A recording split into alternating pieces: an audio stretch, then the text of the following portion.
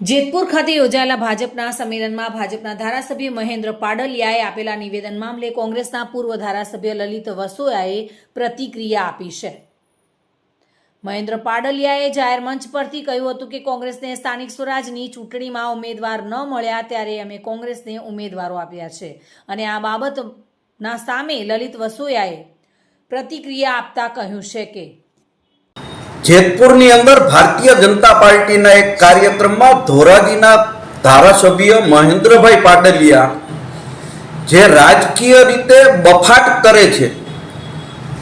કે કોંગ્રેસ પાર્ટીને ક્યાંય ઉમેદવારો મળતા નથી, કોંગ્રેસ પાર્ટીની આબરૂ સાચવવા માટે અમે ઉમેદવારો આપી છીએ,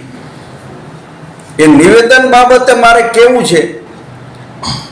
કે ધોરાજી ઉપલેટા ભારતીય જનતા પાર્ટીના કાર્યકર્તાઓને આગેવાનો એમ કહી રહ્યા છે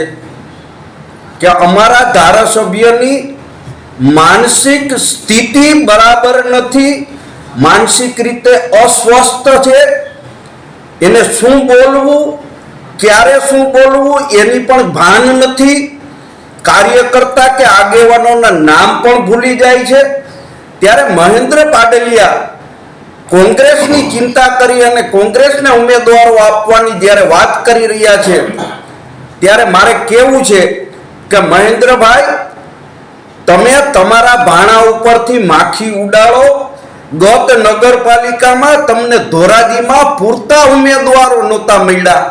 આ વખતે પણ ધોરાજી અને ઉપલેટા તાલુકા પંચાયતની અંદર તમે અમુક જગ્યાએ ઉમેદવારો ન મળતા બહારથી ઉમેદવારો મૂક્યા છે। એ જ તમારી આ વિસ્તારની અંદર નબળાઈ બતાવી રહી છે। ત્યારે આપ બળાઈ કરીને કોંગ્રેસને કોસવાનું બંધ કરો અને તમે તમારું વિચારો,